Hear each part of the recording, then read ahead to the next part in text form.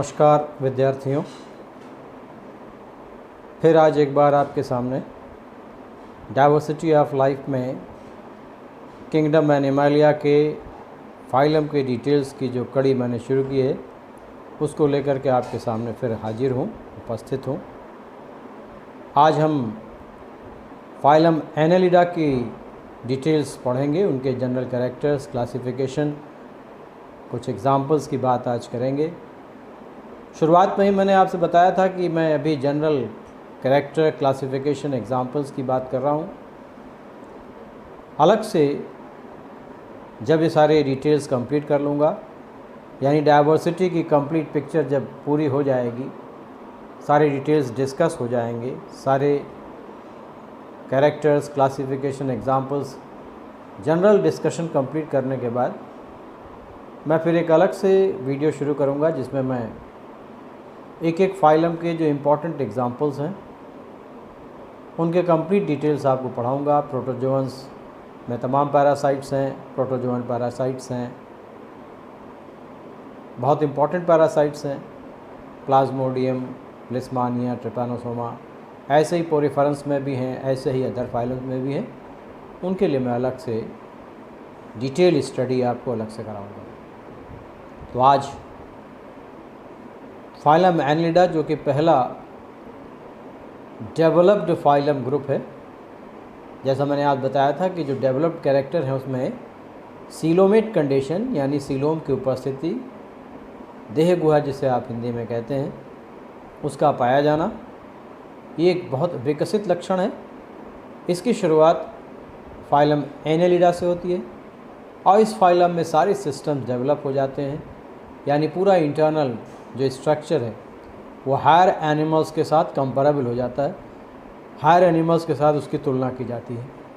इसीलिए developed animal का पहला ग्रुप कहलाता है। इम्पॉर्टेंट फाइलम है। इनके जनरल कैरेक्टर और क्लासिफिकेशन को आज हम डिस्कस करेंगे।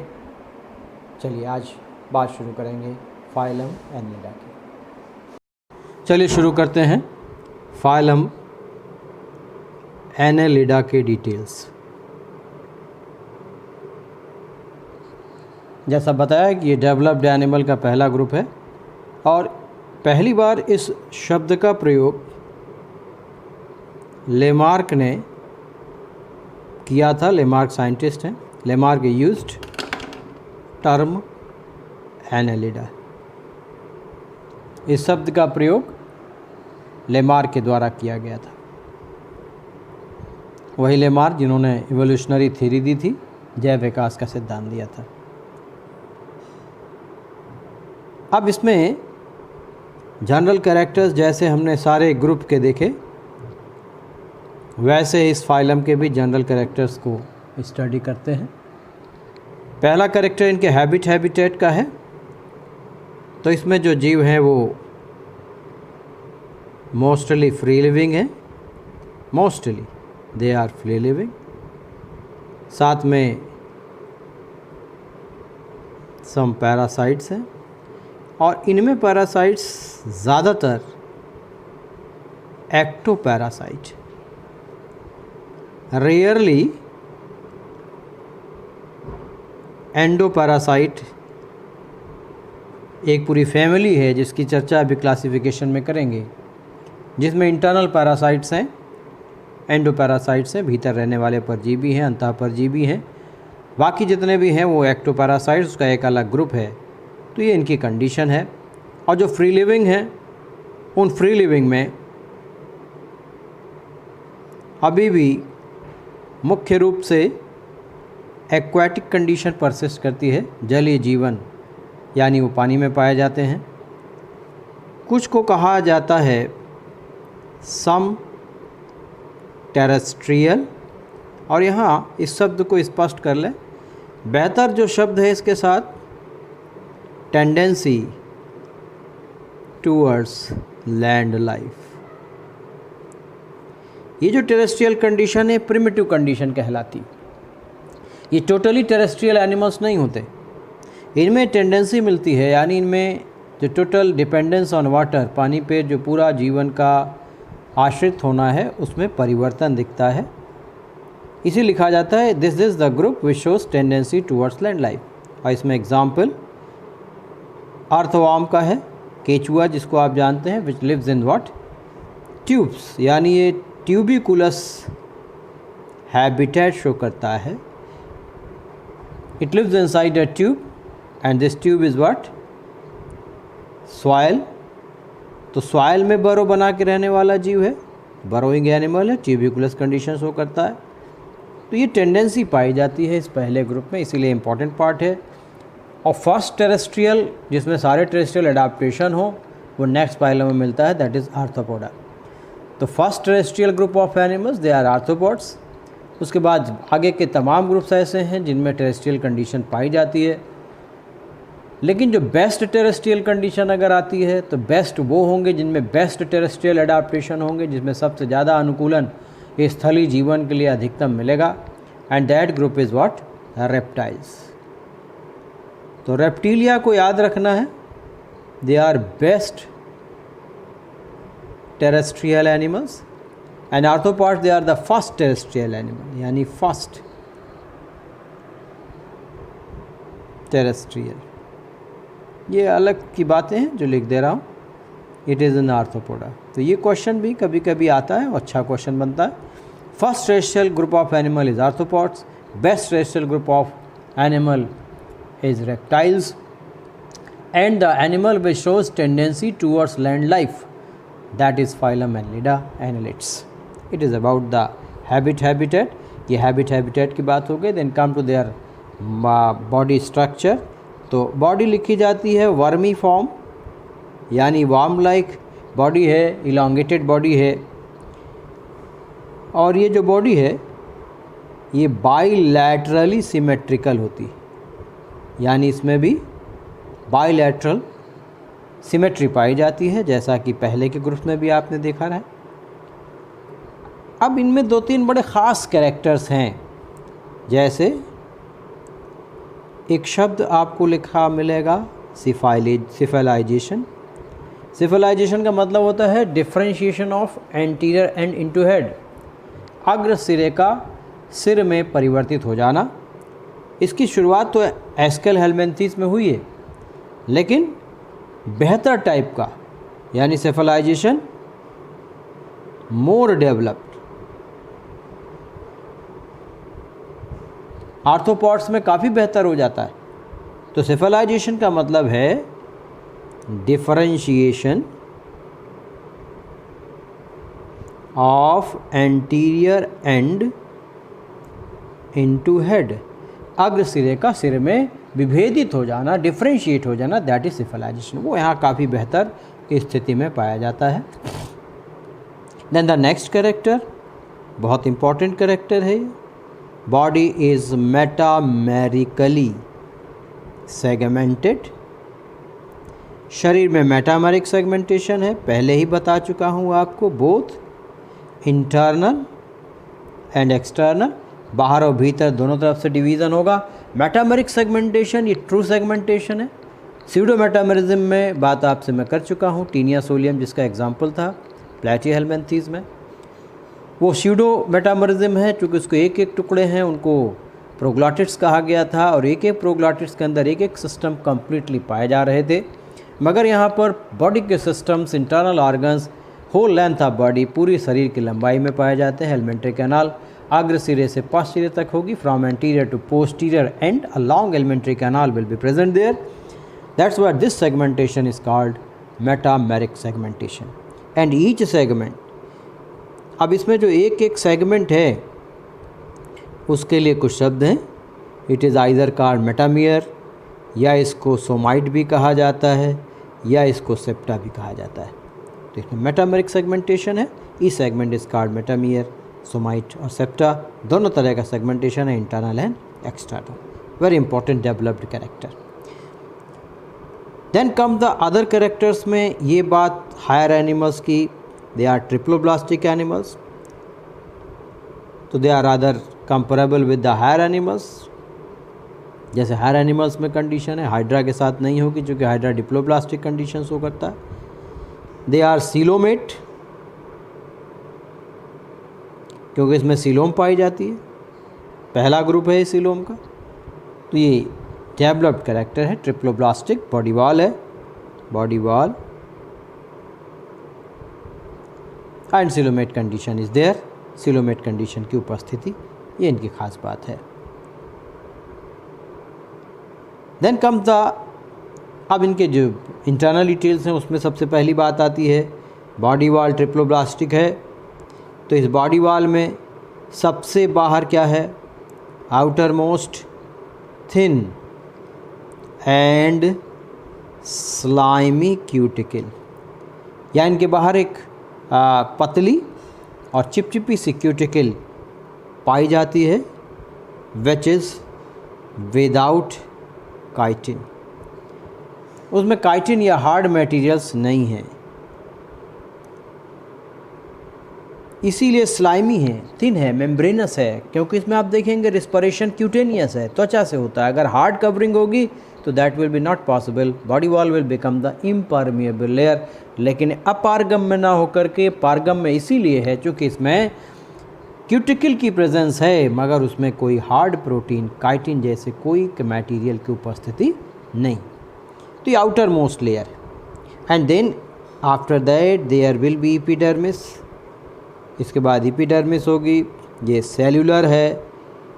एस्केल हेलमिंथीज, प्लैटीहेलमिंथीज में ए सेलुलर एपिडर्मिस की बात आपने की थी। कुछ ऐसे भी मेंबर्स थे प्लैटीहेलमिंथीज में जहाँ एपिडर्मिस एब्सेंट मिलेगी, लेकिन यहाँ पर एपिडर्मिस मिलेगी and it will be cellular. और साथ में विथ ग्लैंड्स, इसमें ग्लैंड्स भी मिलेंगी। और मोस्ट कॉमन जो ग्लैंड यहाँ डेवलप हो गई है दैट इज़ म्यूकस ग्लैंड। ये चिपचिपी स्लाइमी म्यूकस का सिक्रीशन करेगी, श्लेष्म जिसे हिंदी में कहते हैं आप, उसका ये श्रावण करेगी, जिससे आउटर सरफेस हमेशा नम बनी रहती है। आसानी से इसमें एक्सचेंज ऑफ गैसेस पॉसिबल होता है। देन एपिडर्मिस के बाद डर्मिस की बात अगर करेंगे तो ये डर्मिस रेयरली मिलती है, जिसमें हीरोडिनेरिया का एग्जाम्पल है, उनमें dermis is rarely present, it is rarely present. तो रेयरली प्रेजेंट है डर्मिस, सब में नहीं है, बाकियों में एब्सेंट है। देन मसल्स, दोनों यहाँ पर लेयर हैं, both circular and longitudinal muscle layer. कुछ में ऑब्लिक मसल्स भी मिलेंगी, तिरछी मांसपेशियाँ भी होंगी, बट मोस्टली ये सब भी कैसी हैं, अनस्ट्राइप्ड मसल फाइबर्स। इसीलिए मैंने आप बताया था कि स्ट्राइप्ड मसल्स पहली बार आर्थ्रोपोड्स में डेवलप्ड कंडीशन में पाई जाती हैं। कुछ रेयर एग्जांपल्स में ज़रूर यहाँ मिलेंगी, लेकिन ज़्यादातर में अनस्ट्राइप्ड हैं, अरेखित पेशियाँ हैं, इसीलिए इनमें कोऑर्डिनेशन की कमी होगी, संतुलन उसमें उतना विकसित नहीं होगा, इनवॉलेंट्री इनएक्शन होंगी, अनैच्छिक पेशियाँ होंगी। ये इसकी मस्कुलर लेयर की खास बात है। And after that body wall के बाद ट्रू सीलोम डेवलप्स फर्स्टली, ये ख़ास बात है, पहली बार ट्रू सीलोम डेवलप होती है and it is schizocoelous coelom. Coelom की चर्चा डिटेल में आपसे कर चुका हूँ। स्प्लिटिंग ऑफ मीजोडर्म से, यानी मीजोडर्म के स्प्लिट होने से बनने वाली जो कैविटी है वो डेवलप होती है, जिसमें दो लेयर्स हो जाती हैं, वन टूवर्ड्स बॉडी वॉल जिसको हम पैराइटल मीजोडर्म कहते हैं, and that around the internal organs जो अंतरांगों के चारों ओर पाई जाती है उसको स्प्लैंक्टनिक या विसरल मीजोडर्म या पेरिटोनियम कहते हैं। इसकी चर्चा आपसे काफ़ी वृहद रूप से कर चुका हूँ, आशा है आप समझ चुके होंगे।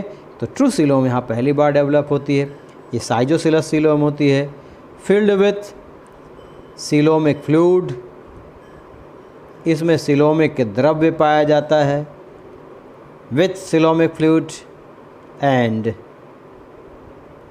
सस्पेंडेड सीलोमिक सेल्स, या इनको सीलोमोसाइट्स कहा जाता है। तो इनमें सीलोमिक सेल्स भी मिलेंगी जो कि इसके अंदर सस्पेंडेड होती हैं, और इसी सीलोमिक फ्लूइड के भीतर ही इसके बाकी के जितने भी इंटरनल ऑर्गन्स हैं they will be suspended in. तो ये इसके बॉडी वॉल की बात हो गई, इसके सीलोम की बात हो गई। अब आगे इसकी फिजियोलॉजिकल प्रोसेस की बात करेंगे।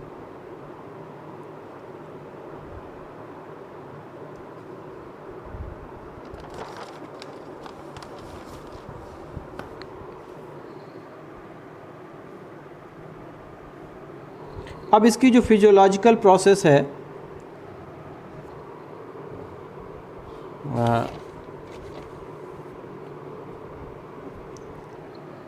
सबसे पहले इनमें लोकोमोशन की अगर बात की जाए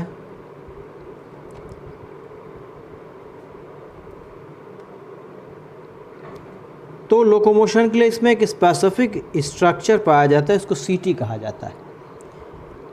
इसको चीटी, सीटी, जब इंडिविजुअल होगा तो सीटा, चीटा लिखते हैं, कीटा जो भी पढ़ें, कीटा, चीटी, सीटा। ये स्ट्रक्चर इसमें पाया जाता है विच इज़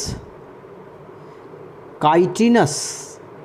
बॉडी वॉल में, क्यूटिकल में काइटिन नहीं है, मगर सीटी हार्ड है, ये पाई जाती है। ये किसकी बनी होती है? ये काइटिन की बनी होती है। तो इसमें लोकोमोशन का स्पेशल स्ट्रक्चर सीटी, चीटी, ये काइटिनस है, ये पाया जाता है। एंड इट इज़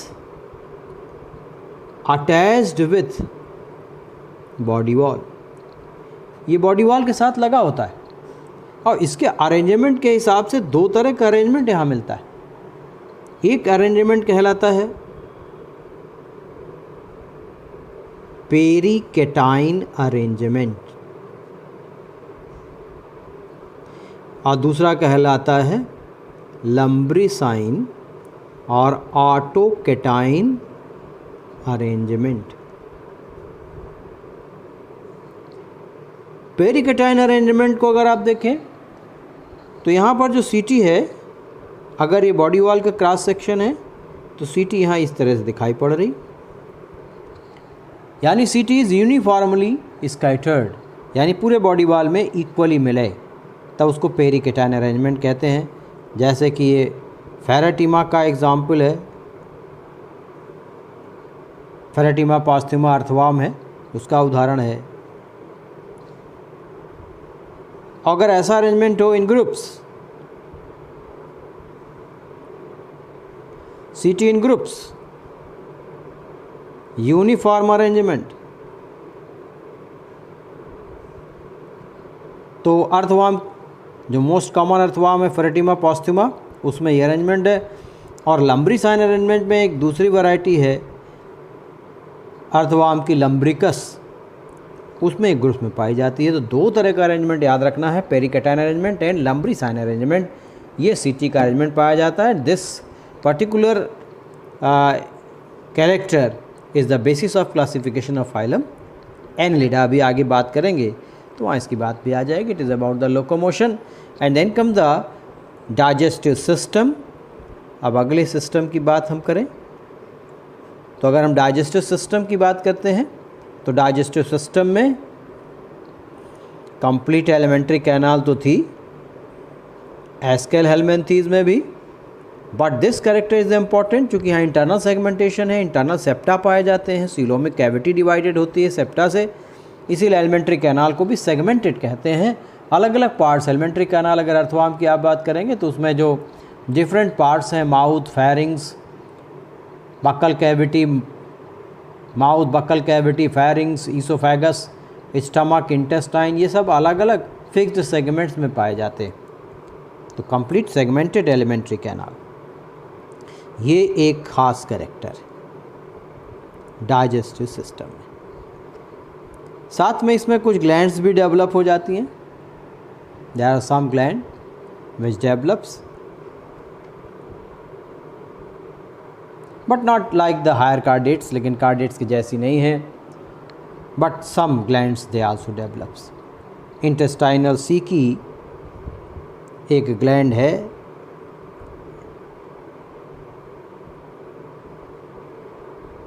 सारी चीज़ें डिटेल्स में जब पढ़ेंगे आप तो बहुत स्पष्ट हो जाएगी।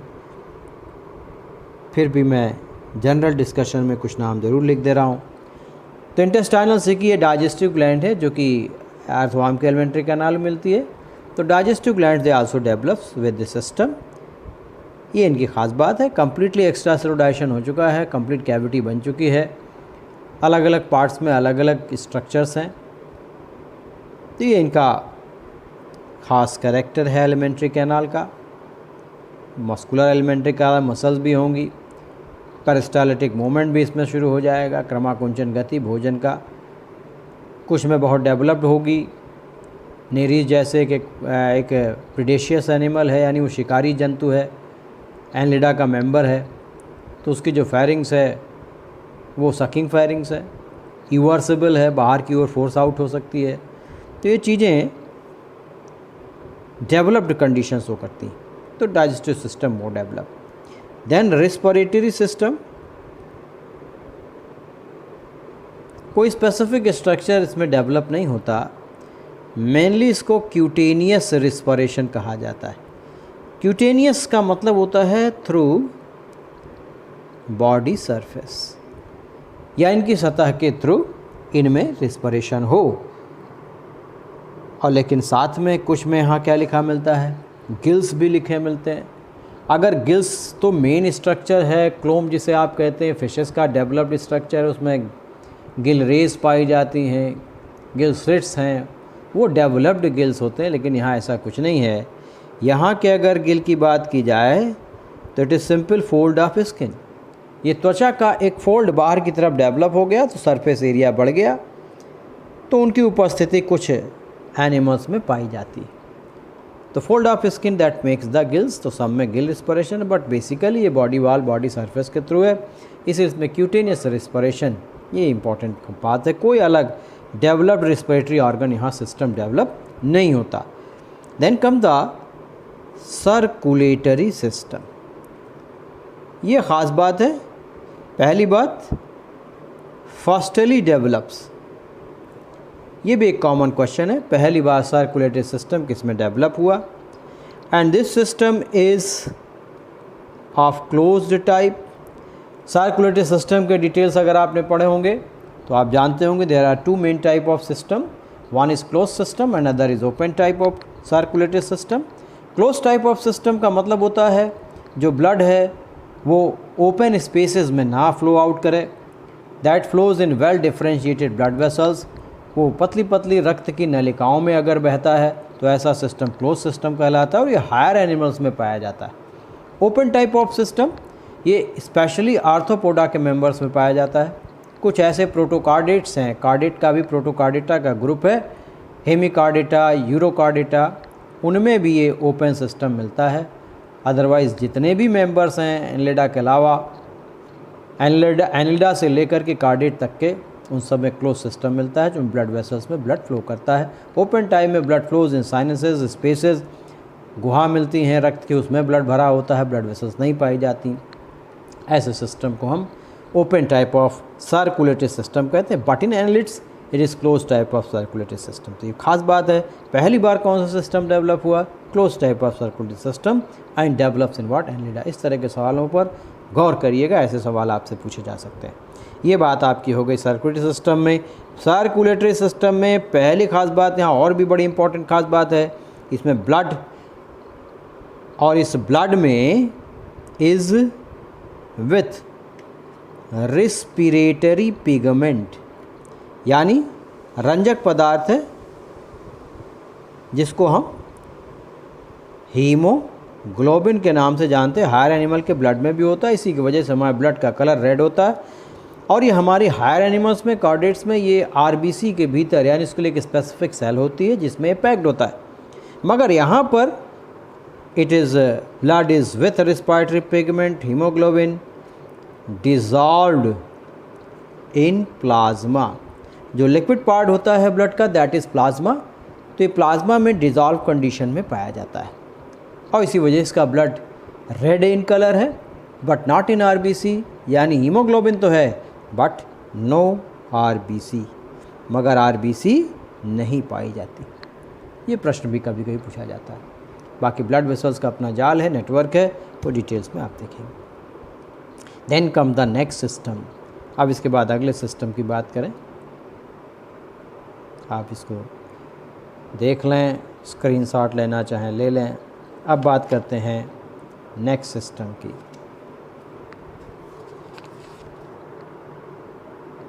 ये है number 11। Now the come to the 12। Circulatory system के बाद एक्सक्रीटरी सिस्टम। अब एक्सक्रीटरी सिस्टम में खास बात जो है कि ये सिस्टम पहली बार स्पेशल स्ट्रक्चर्स के साथ है जिसका नाम है नेफ्रीडिया। मगर ये नेफ्रीडिया एक्टोडर्मल कंडीशन शो करते हैं,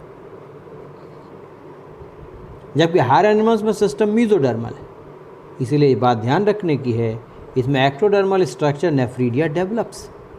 और इनके जो नेफ्रीडिया हैं उनमें दो तरह का क्लासिफिकेशन आपको मिलेगा, एक स्ट्रक्चरल है और दूसरा फिजियोलॉजिकल है। स्ट्रक्चरल क्लासिफिकेशन में नेफ्रीडिया तीन तरह का लिखा मिलेगा, one called septal nephridia, other called pharyngeal nephridia and the third one called integumentary nephridia. तो सेप्टल, फेरेंजियल, इंटेगुमेंटरी ये तीन टाइप्स हैं अकॉर्डिंग टू स्ट्रक्चर, जिसमें नेफ्रोस्टोम यानी स्ट्रक्चर में अगर देखेंगे तो इस स्ट्रक्चर में एक मेन पार्ट इनका जो होगा वो होगा नेफ्रोस्टोम का, एंड देन एक्सक्रीटरी ट्यूब्स लगी होंगी जो कि straight lobe, constricted lobe develop करेंगी, मगर दो इंपॉर्टेंट पार्ट्स होंगे नेफ्रोस्टोम and excretory tubes.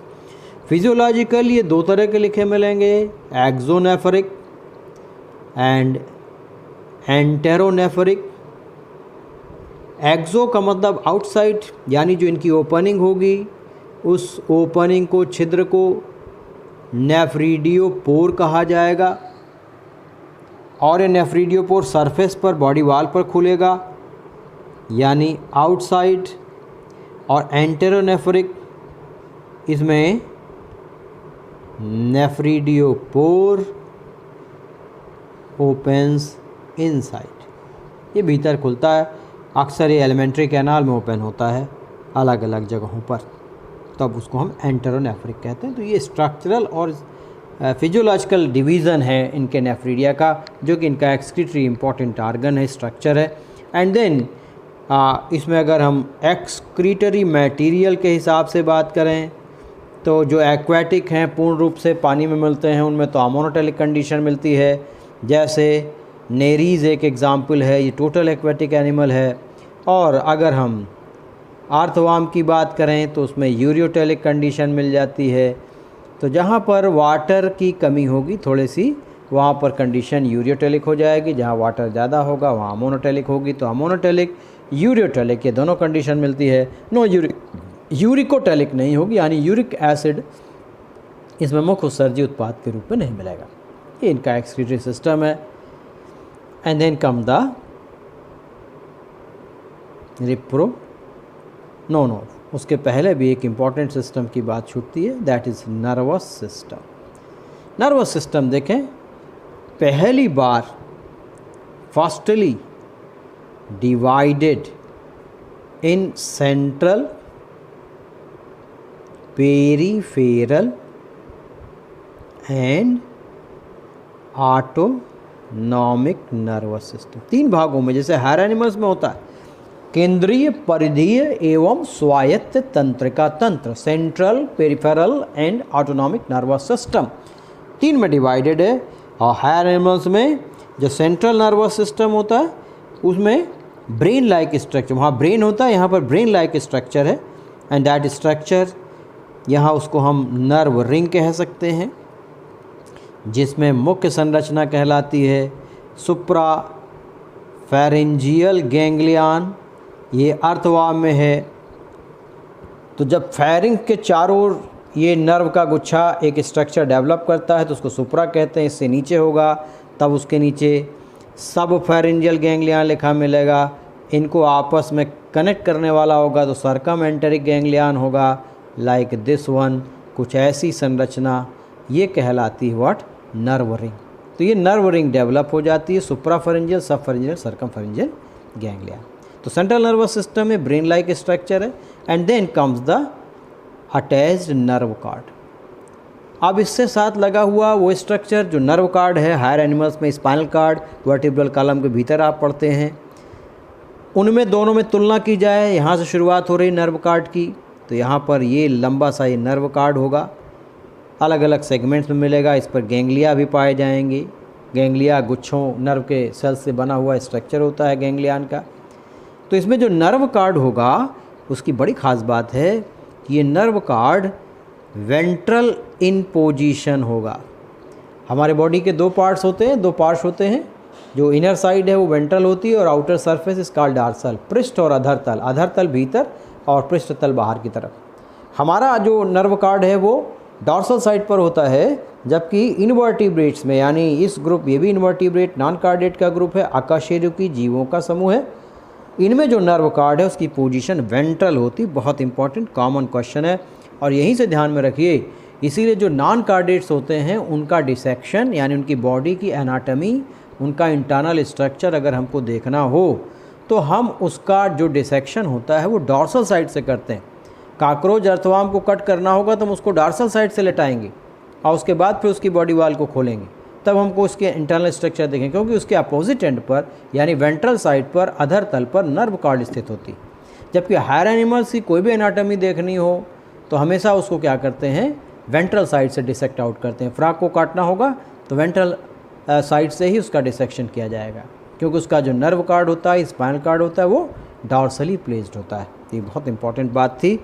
And then it is what, fold of two, यानी ये दो कार्ड का, दो धागों का आपस में सम्मेलन होता है, इसलिए इसको डबल नर्व कार्ड कहते हैं।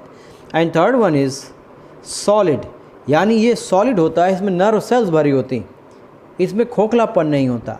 जबकि हम अगर इसको कार्डेट्स के साथ इसकी तुलना करते हैं तो हम कहते हैं it is dorsal, single and hollow, खोखला, क्योंकि उस खोखले जगह में, उस स्पेस में जो खोखला है उसमें फ्लूइड भरा होता है, द्रव्य भरा होता है, and that fluid is called, द्रव्य को सेरेब्रो स्पाइनल फ्लूइड कहा जाता है। तो ये ख़ास बात होती है, इसमें CSF है, जबकि इसमें सॉलिड नर्व कार्ड है जिसमें सेल्स फिल्ड अप होती हैं, इसमें सेल्स भरी होती हैं, इसीलिए solid nerve card is the example of non chordates. और ये कंडीशन यहाँ एनलिडा से शुरू होती है। ये कहलाता है central nervous system. Peripheral nervous system में नेचुरली नर्व्स निकली होंगी, यहाँ से सब नर्व्स ढेर सारी होंगी, अलग अलग एनिमल में इनके नंबर अलग अलग होंगे। तो PNS इज़ विथ नर्व्स।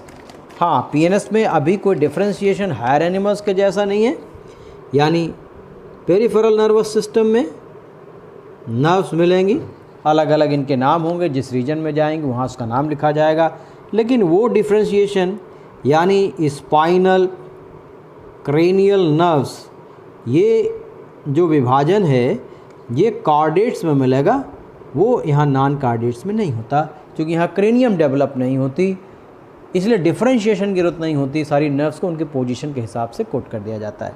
तो peripheral nervous system is with different nerves, अलग अलग नर्व्स में पाई जाती हैं। Autonomic nervous system also develops, और ये ज़्यादातर नर्व प्लेक्सस के रूप में है। सिंपैथेटिक, पैरासिम्पैथेटिक, ये हायर एनिमल्स में मिलता है। Sympathetic, parasympathetic system in chordates, ये कार्डेट्स की विशेषता है। ऐसा सिस्टम यहाँ नहीं है। It is in the form of nerve plexus. ज़्यादातर नर्व प्लेक्सस नर्व के गुच्छे हैं, कहीं एलिमेंट्री कैनाल के इंटेस्टाइन में होगा, कहीं स्टमक रीजन में होगा, कहीं फरेंजियल रीजन में होगा, और ये ऑटोनॉमिकली एक्ट करता है। यहाँ इसके ऊपर ब्रेन का कंट्रोल नहीं है, ये अपने आप स्विच ऑफ स्विच ऑन, यानी खुलता और बंद होता रहता है अकॉर्डिंग टू नीड। और ये सिस्टम हायर कंडीशन में, बहुत डेवलप्ड कंडीशन में, हायर एनिमल्स में, कार्डेट्स में पाया जाता है। सिंपैथेटिक एंड पैरासिम्पैथेटिक सिस्टम का ये इनका नर्वस सिस्टम है जो पहली बार इतनी विकसित स्थिति में पाया जाता है। And then last character, reproductive system. Reproductive system में खास बात यह है कि इसमें दोनों कंडीशन मिलेगी, हेर्माफ्रोडाइट, या जिसको हम मोनोशियस कहते हैं, बाइसेक्सुअल कहते हैं, या फिर ये डायोसियस यूनिसेक्सुअल कंडीशन मिलेगी, यानी कुछ जीव ऐसे होंगे जो मोनोशियस कंडीशन शो करेंगे, कुछ ऐसे होंगे जो डायोसियस कंडीशन शो करेंगे। दोनों कंडीशन यहाँ मिलती है। And system well developed, system पूरी तरह से विकसित है। इसमें सारे टेस्टिस मेल में मिलेगा, फीमेल में ओवरी पाई जाएगी, यानी मेल और फीमेल के मेन गोनेट से पूरी तरह डेवलप हो जाते हैं। गोनोडक्ट्स पाई जाती हैं, यानी यहाँ पर जो गोनेट्स हैं ये विथ और विदाउट गोनोडक्ट। गोनोडक्ट का मतलब होता है जो नली जुड़ी होगी इन आर्गन के साथ। अगर इस टेस्टिस के साथ है तो वास डिफरेंस उसको कहेंगे, शुक्र नली कहेंगे, और अगर ओवरी के साथ है तो ओविडक्ट कहेंगे।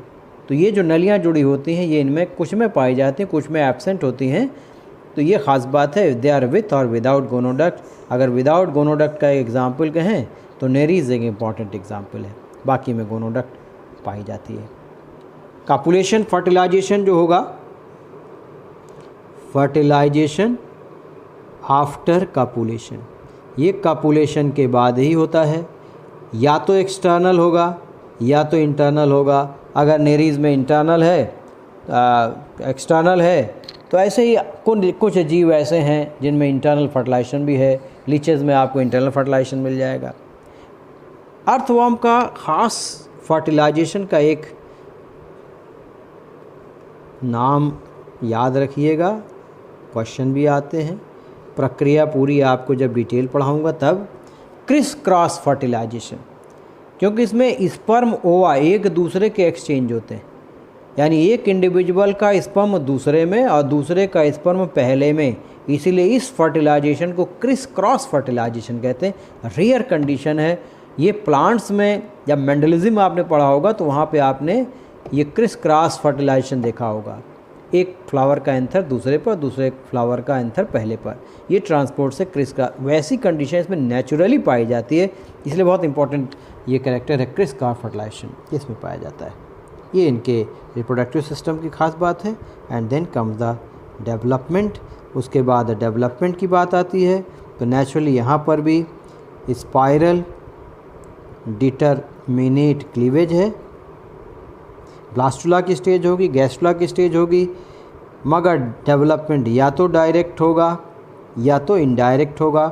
डायरेक्ट होगा तो नो लार्वा, यानी कोई लार्वा नहीं बनेगा। इनडायरेक्ट होगा तो एक फाइलम का लार्वा है जिसे कहते हैं व्हाट, ट्रोकोफोर लार्वा। ये नेरीज में बनता है। नेरीज में डेवलपमेंट इनडायरेक्ट है। अर्थवर्म में कोई लार्वा नहीं बनता, इसीलिए वहाँ डेवलपमेंट कैसा कहलाता है, डायरेक्ट कहलाता है। तो इनके डेवलपमेंट की खास बात है, एक में लार्वा है दूसरे में नहीं। तो नटशेल में ये कंप्लीट पिक्चर है फाइलम एनालिडा की।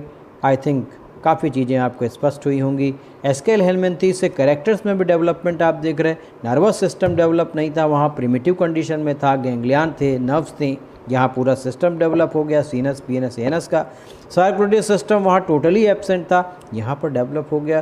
तो ग्रेजुअली वी आर ऑब्जर्विंग, हम लगातार देख रहे हैं कि एक से अगले फाइलम में हम जैसे बढ़ते चले जा रहे हैं, कैरेक्टर्स डेवलप होते चले जा रहे हैं। इवोल्यूशन की जो पिक्चर है वो भी आपको स्पष्ट होती जा रही। How the evolution takes place from one celled organism, एक कोश की जीवों से किस प्रकार से एवोल्यूशन आगे प्रोसीड किया है। And we are the pinnacle of evolution, हमको इवोल्यूशन का चरमोत्कर्ष कहा जाता है। यानी विकास के क्रम में यदि सबसे निचली सीढ़ी पर प्रोटोजोअन्स आपको मिलेंगे तो सबसे ऊपरी पैदान पर हम लोग होंगे, because we are the best product of evolution, क्योंकि हमको विकास का सबसे बेहतरीन उत्पाद कहा जाता है। ठीक है, now come to the classification of this phylum. आइए आज की चर्चा का अंतिम पार्ट आपको बता दूं, दैट इज़ क्लासिफिकेशन। तो phylum Annelida is classified in 3 classes: basis, locomotory organ। एक लोकोमोटरी ऑर्गन का क्लासिफिकेशन प्रोटोजोआ में था, और फिर यहाँ पर आप देख रहे हैं phylum Annelida is classified in classes on the basis of locomotory organs. The first, पहला जो क्लास है वो कहलाता है पॉलीकीटा। कीटा आप समझ गए, इसका मतलब न्यूमरस, न्यूमरस का मतलब ढेर सारी। सीटी, जिसको चीटी कीटी भी कहते हैं, तो पॉलीकीटा में न्यूमरस सिटी होंगी, ढेर सारी सिटी होंगी। दूसरा है ऑलिगोकीटा। ऑलिगो का मतलब होता है स्कैटर्ड, तो यहाँ पर सिटी लेस कह लीजिए, कम होगी। स्कैटर्ड फैली हुई होगी, तो वो ऑलिगो कंडीशन शो करेगा। उसके बाद तीसरा ग्रुप आता है हीरुडिनी। यहाँ पर नो सिटी, यहाँ सिटी नहीं पाई जाती, और इसमें ज़्यादातर जो जीव हैं दे आर एक्टोपैरासाइट। ये वाह परजीवों का ग्रुप है जिसको हम हीरुडिनी के नाम से जानते हैं। And polychaeta is further classified in sub classes इरेंसिया, सेडेंटेरिया। आप सीधे एग्जाम्पल्स की बात मैं आपसे कर रहा हूँ, क्योंकि ज़्यादातर नॉन कार्डेट का एग्जाम्पल क्लासेस तक हमको पढ़ना है। तो इसमें एग्जाम्पल्स अगर आप देखेंगे तो इसमें बहुत इंपॉर्टेंट एग्जाम्पल्स हैं। पॉलीकीट में एक एग्जाम्पल है एफ्रोडाइट का, जिसको कॉमनली सी माउस के नाम से हम जानते हैं। इसी में एक इम्पॉर्टेंट एग्जाम्पल, बहुत इम्पॉर्टेंट फैमिली है माइज़ोस्टोमैटिडी, जिसमें एग्जाम्पल माइज़ोस्टोमा का है। It is the only family with internal parasites, यानी यहाँ एंडो पैरासाइट, इंटरनल पैरासाइट इस माइज़ोस्टोमैटिडी, माइज़ोस्टोमा इसका एग्जाम्पल है। ये बहुत इंपॉर्टेंट है, क्योंकि रेयर कंडीशन, एक्सेप्शनल कंडीशन हमेशा बहुत पूछी जाती है। तो ये इम्पॉर्टेंट एग्जाम्पल है। दैन इसी ग्रुप में एफ्रोडाइट में ही कैटोप्टेरस एक एग्जाम्पल है, इसको पैडल वॉर्म कहते हैं। इसी में एग्जाम्पल है एरेनिकोला, इसको लगवार्म के कॉमन नेम से जानते हैं। कॉमन नेम्स बहुत से पूछे जाते हैं। ऐसे ही एक नाम याद आ गया यूनिस का है, जिसे पैलोलो वॉर्म कहा जाता है। एक एग्जाम्पल है ग्लाइसेरा का, जिसे स्मूथ ब्लड वॉर्म कहा जाता है। तो ये ढेर सारे एग्जाम्पल्स हैं, बट ख़त्म नहीं है, एट्सेट्रा। तो पॉलीकीट में सारे एग्जाम्पल्स हैं। And one most very important example, वो तो छूट ही गया, एंड दैट इज़ व्हाट, नेरीज़, जो कि नेरीज़ है, जिसको हम नियंथीस के नाम से भी जानते हैं। इसको नेरीज़ कहते हैं, नियंथीस कहते हैं। इसको क्लेम वॉर्म भी कहते हैं, इसको रैग वॉर्म भी कहते हैं, इसको सैंड वॉर्म भी कहते हैं। इसके डिटेल्स पढ़े जाते हैं, आगे पढ़ा भी देंगे आपको, but this one is very important, क्योंकि एक ही एनिमल के कई नाम हैं, तो मल्टीपल चॉइस में घुमाने के लिए काफ़ी ये पर्याप्त होता है। देन ओलिगोकीटा के एग्जाम्पल में यहाँ पर ढेर सारे अर्थ वॉर्म के एग्जाम्पल्स हैं, जिनमें मोस्ट कॉमन है फेरेटिमा पॉस्थ्यूमा। देन लम्ब्रिकस, इसको यूरोपियन अर्थवॉर्म कहते हैं।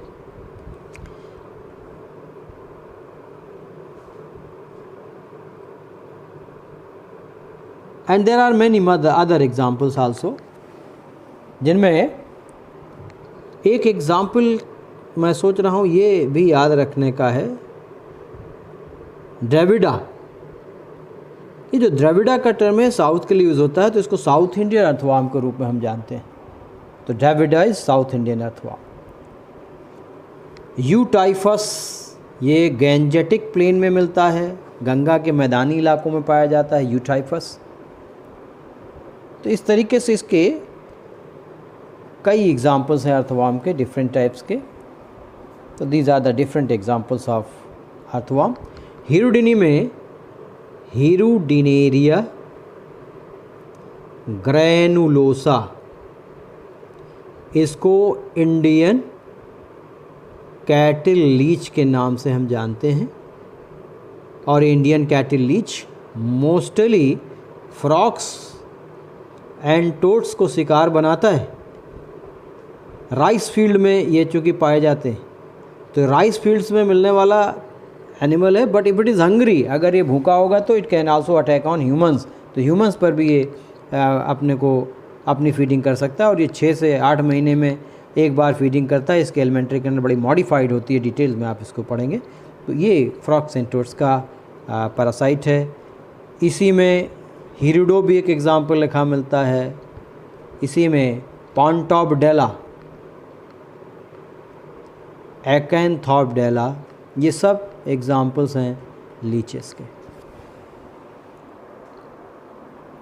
तो these are the examples of phylum Annelida. ये 3 ग्रुप्स हैं जिनके काफ़ी डिटेल्स आपको मैंने बता दिए, तमाम एग्जाम्पल्स लिख दिए। I think now this phylum will be clear to you. Lecture लंबा हो जाता है क्योंकि बड़ा फाइलम है, काफ़ी इंपॉर्टेंट चीज़ें थी, काफ़ी सारी बातें इसमें करनी थी, आपसे मैंने कर ली हैं। फिर भी अभी मार्फोलॉजी, इंटरनल डिटेल्स, अभी बहुत सारी बातें इसकी रिमेनिंग है। और चूँकि बड़े इंपॉर्टेंट एग्जाम्पल्स हैं, काफ़ी शॉर्ट में बातें नहीं हो सकती। इनकी डिटेल स्टडी, इनका डिटेल आपसे अलग वीडियो में बात करेंगे, जिसमें आपसे हम इनके टाइप पे चर्चा करेंगे। तो बाकी के जो कन्फ्यूज़न होंगे वो सब भी आपके ठीक हो जाएंगे। चर्चा समाप्त करें उसके पहले कुछ साथी कुछ स्क्रीनशॉट की भी चर्चा करते हैं अपनी मेल में। तो मैं आपको वक्त दे रहा हूँ, आप इसको देख करके स्क्रीनशॉट लेना चाहें तो लिख दें। वैसे मेरी राइटिंग बहुत अच्छी नहीं है और मैं काफ़ी जल्दी भी लिखता हूँ काफ़ी चीज़ों को कवर करने के लिए, लेकिन अगर आप पढ़ पा रहे हैं तो बहुत अच्छी बात है। ये पहला पेज है, this is the second page, ये सेकंड पेज की बात है।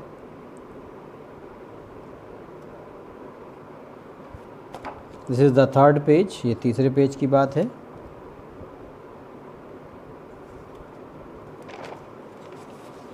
नेक्स्ट पेज ये है,